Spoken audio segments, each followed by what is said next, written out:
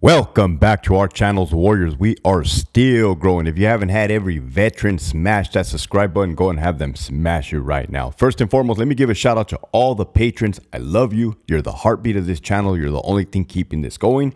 And if you haven't signed up for that Patreon, if you sign up today, September 17th, I'm going to email you a free copy of my ebook. Make sure you hit that link in the description below. You're definitely missing out. This freaking episode right here, as you can tell, I'm not really yelling. I think I've pissed off my neighbors. I don't know if I have or I haven't. It's kind of a hunch I got. I mean, I don't know how much these fucking walls echo.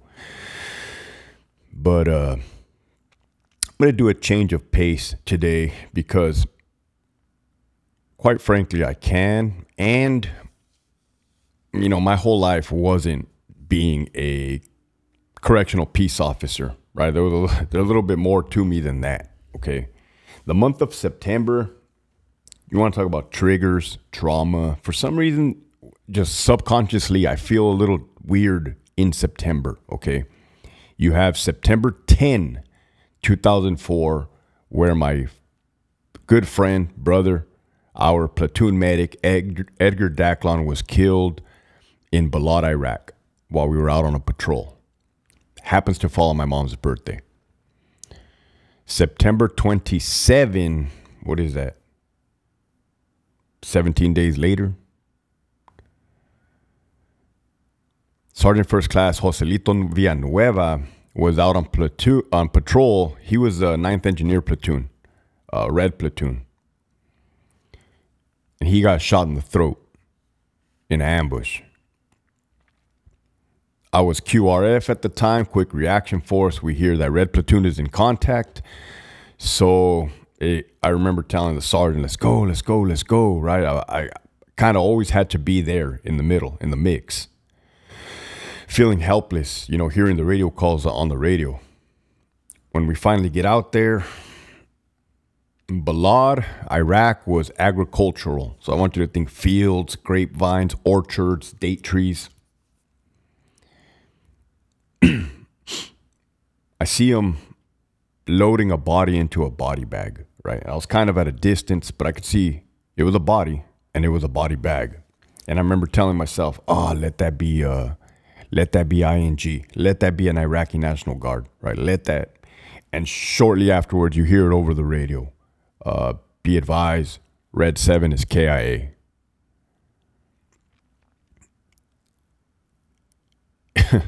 And I remember putting my head down like, fuck. We had just lost Doc on September 10th. This is September 17th. And I had just went on R&R with Villanueva. We spent a lot of time together in Kuwait. We washed clothes together, chilled, talked. He was older than me. He had been in the Gulf War. Man, these are like father figures to me. So September 10, Doc dies. September 17 or September 27, Joselito Villanueva gets shot in the throat. October 1st is when we invaded Samarra. Okay. You guys know the Battle of Fallujah, November 8th, big ass fucking Battle of Fallujah. Well, in October 1st was a smaller scale version of that, but the city of Samarra, right? The city of Samarra had been taken over by insurgents. Bad guys, so to say. I mean, I see the picture, the whole picture now. Bad guys back then. But the night prior, so you can tell we kind of went to that city pissed off, to say the least. 19 years old, full of hate, rage, vengeance, the devil.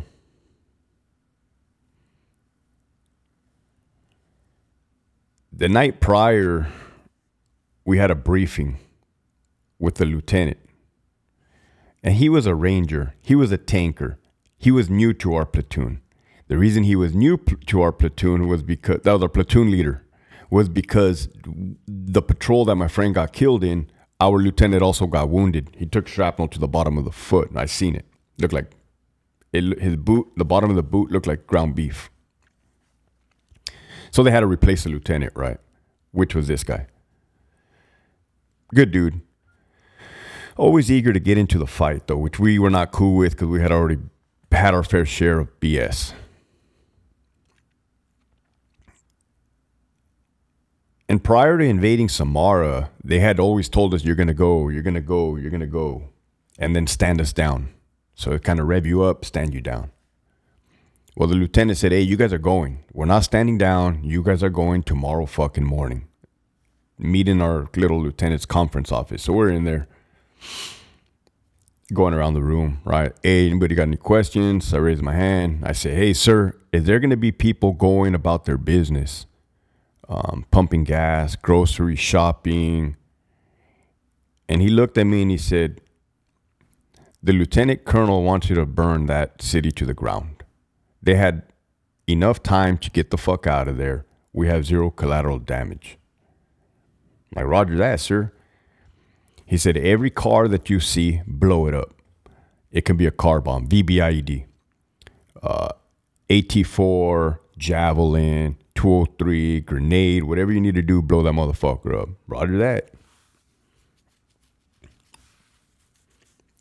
My best man, literally my best man, he's like my brother, lives in Arizona. Shout out to him. We come back to our little barracks area and I tell him like, hey bro, like if I don't make it, like tell my family good things about me. And he said, yeah, likewise, dude, for sure. You do the same. I'm like, cool. Right? Because we didn't know we were going to make it back. We didn't, I mean, a whole city full of insurgents, that's kind of not good odds. It's fun because it's offense. We hadn't been offense ever. We were always defense, driving around getting hit by roadside bombs. So yeah, morning came. Well, it was still dark out. We load in the vehicles. I was in the back of the 113 packed with a bunch of ING and other soldiers. Like sardines, driving from Balad to Samara. Going up north. Tight as fuck, cramped. And we kind of stop on the outskirts of the city, and they're just bombing the fuck out of this city. It looked like 4th of July from fucking hell. I never seen anything like this. And you see the AC-130 gunships. You see everything that the United States military force had, they were unleashing on that city. Artillery, mortars, the whole nine. The whole freaking nine, right? Boom, boom, boom. And you can only just know that people are dying down there. Boom. I mean, I never seen anything like it. Probably the best fucking 4th of July show I've ever seen. No disrespect. So then, I told you we were pissed. We just lost 2 fucking brothers. Now we're getting the green light to go in.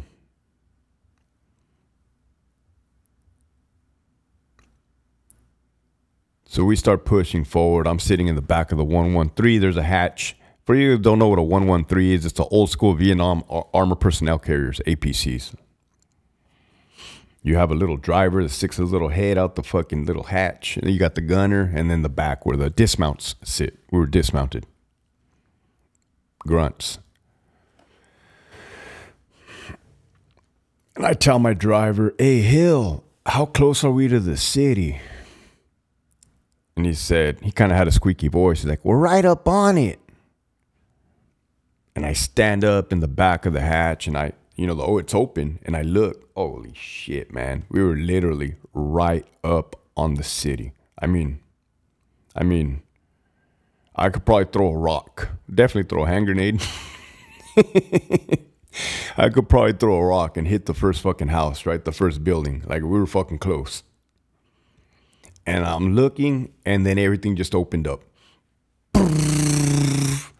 I'm talking about 50 cals, 240s, M1 Abrams main tank rounds. That's a big tank. Boom. Oh, my goodness, right? Holy shit.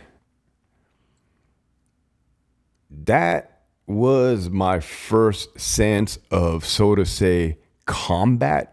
As opposed to just driving around and getting hit by roadside bombs, getting mortared and incoming. But that was the first fucking time it was all offense. All offense. Right. It feels good to be in a war and all offense. Let me fucking tell you. It's a horrible feeling to be all defense. Let me tell you that too. So as we're clearing, they told me I had to stick with the fucking 113. That was the first day. We were there a few weeks.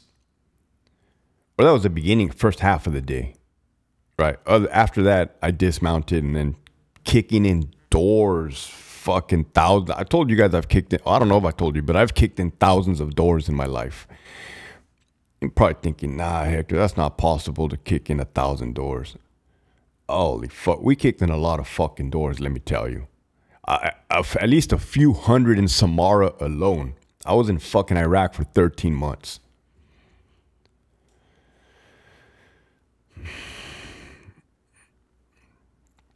I don't know why I felt the need to say that. September, like I said, it gets me kind of fucking antsy. I don't fucking get it. It could be the fucking 2 big ass chanates I had this morning and the little cups of coffee. With that, this episode was sponsored by the following patrons. I love you with all my heart and soul. Nalgas Asadas, Dodgerman 83, 89 Made Me, CO's Gone Wild 69, Eddie 3609. You're a long way from Starbucks, homie. El Batman Americano, Ali. Cameras are for the officers' benefits. Yeah, right. Ismael, Terry, Tarvin, Carlos, Ramiro de Leon, The Hound, Missar, Milkers, Danners on my feet. I don't give 2 shits. La Primera, play at your own risk. Sachanate Warrior, William, Rigoberto, Theo, 949 Desmadrosos, Ministry Society, A-Rod 310, Chris Lisniak, Nisi B, I don't know, I'm not the regular, La Verga 209, Jesus, West, S. Shags, a homie Turtle 13, Pachanga 209, Darlene from Santa Ana, F Your Mandates, Write Me Up, BSP Eddie, Sabatino, Adalberto, Mercenary Mindset, Any Reason I Can't Hold You, Fontaine, Dixon, McCrary, Kevin, let me guess, it was a blue card. Program time. Hey, I'm just medical. Get fucked. Take it home. Carnalito. Treatment not time. And force fit. My outdoor activity. Gigi. 11 Bravo. The legend himself. Don Chicharo. Shut the fuck up and make it wink. A la verga. 760. No soy tu perra. Perra no te confundas. Wow. No soy tu perra. Perra no te confundas. Miss Rod. G Ride, Boat News Come Out, The Prison Psychologist, Forte 84, Zeus, Michigan Wolverines, I have an 8-hour chrono, Put Me Out 6 Self, AWOL like Monty, 1 Bad Yard, Pero Cherokee Cat, I gave you 5 chits, you gave me 2 back, Loco Moco, The Big Bad Wolf, Raider 62, L, Eli Gerardo, Rigo SD, Pelon 1205, Who's Doing the Pipe, Denise, The Real McCoy, not the fake McCoy, JB Smooth, The Pogan, the 6-pack, CO, Narcan don't work, Marcelli is down, man down, Ricardo Maladjusted, John Wick, Abuelita's Journey, Abuelita's Irma, Ragtoss 5.0, Carmine the Pitbull, Lori, the homie, CJ Zavalza, EOP Whisper, Fuck Your 602, Las Vegas Lights Live, Viva Mexico Cabrones, Lift Up Your Sack now, pull open your mouth.